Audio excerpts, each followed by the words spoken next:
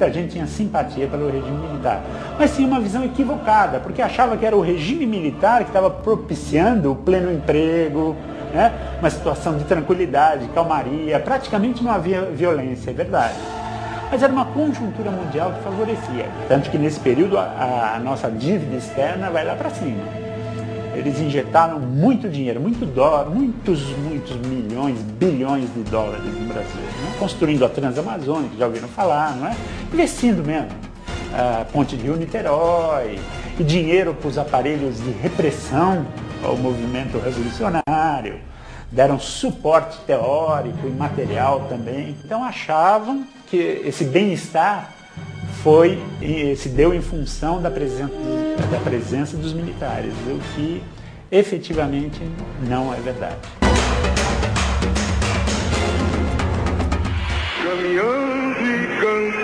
A resistência à ditadura militar chegou às ruas em 1968. 100 mil pessoas, principalmente estudantes, fizeram manifestações no Rio. Nas ruas, campos, construções, pode ser ouvido. Provocado por essa crescente oposição, o regime militar assumiu total poder ditatorial no final de 1968, com o infame AI-5. Os que por ele se responsabilizaram e juraram defendê-lo, resolve editar o seguinte ato institucional. Artigo 1º. O Presidente da República poderá decretar o recesso do Congresso Nacional. Artigo 2º. Poderá decretar a intervenção dos estados e municípios sem as limitações previstas na Constituição. Artigo 3º. Poderá suspender os direitos políticos de quaisquer cidadãos. Ficam suspensas as garantias constitucionais. Na época da ditadura, foi estabelecido como principal legislação o Ato Institucional número 5 de 13 de dezembro de 68, que é o mais conhecido como AI-5, que diz: visamos dar ao país um regime que, atendendo às exigências de um sistema jurídico e político, assegurasse a autêntica ordem democrática, baseada na liberdade, no respeito à dignidade da pessoa humana. Você acha que isso realmente acontecia ou só ficou no papel? Cara, isso é risível isso, dá pra dar risada até, né? Veja bem como a hipocrisia humana não tem limites. Em nome da liberdade, né, se instaurou no Brasil um regime violentíssimo,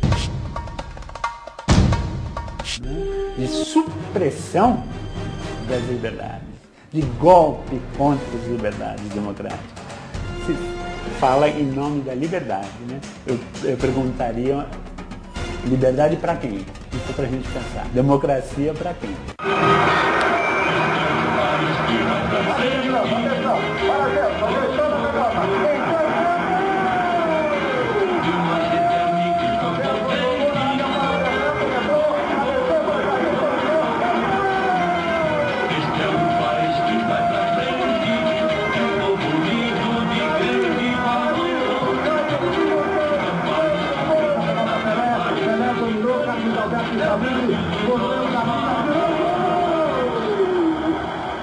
Que esse AI-5 realmente, o Congresso é fechado, né? Todos são caçados, e aí se instaura realmente a grande ditadura a partir de 68. Quer dizer assim, uma grande parcela, as coisas estavam passando batidas. A ditadura, eles não estavam entendendo o que é aquilo. Não vai ser fácil me acompanhar.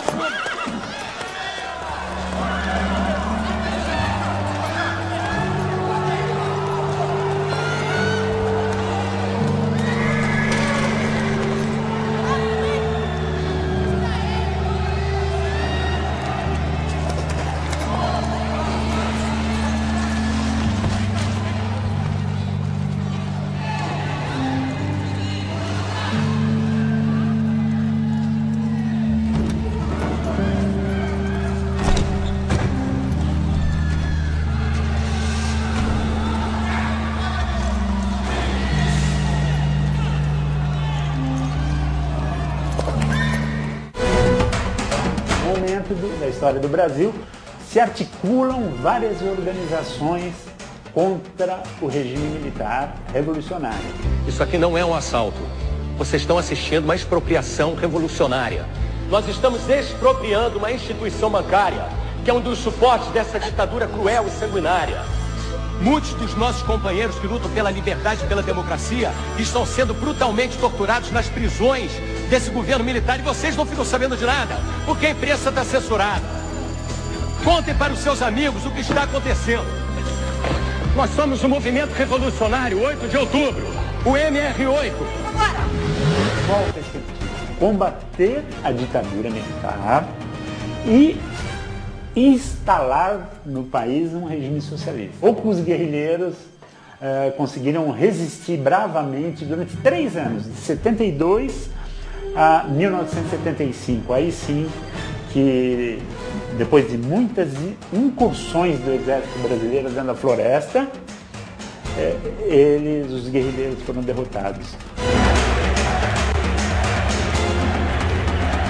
Outro militar, outro general, que não era eleito pelo povo e que, felizmente, talvez para o Brasil, nós tivemos um momento até de grande crescimento econômico, né? Tivemos também a Copa de 1970.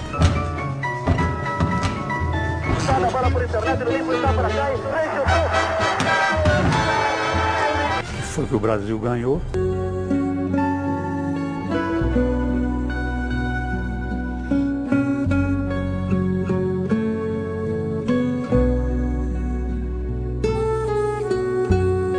Nós tínhamos essa pequena euforia econômica e euforia no futebol, mas ao mesmo tempo tinha uma ditadura perseguindo todos os democratas, né?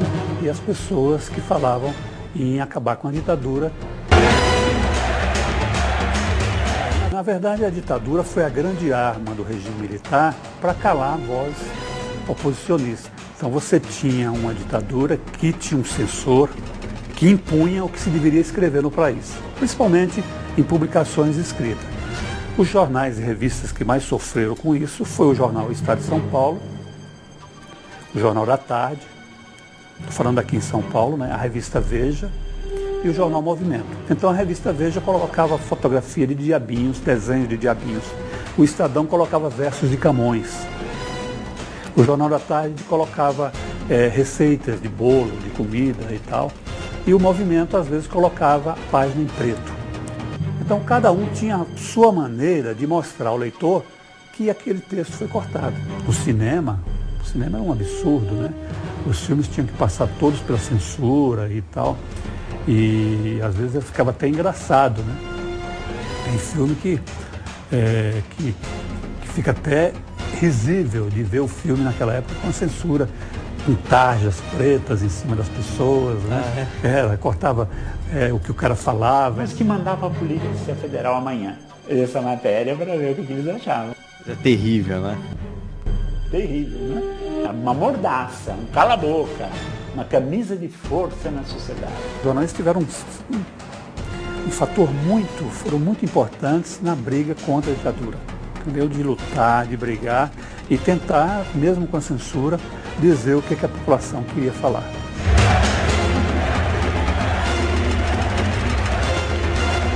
O governo também forte, mas se preparou o país para o começo de uma retomada democrática. Quanto isso, você também tinha uma oposição que, de certa forma, estava fustigando o governo para trazer uma democracia para o país.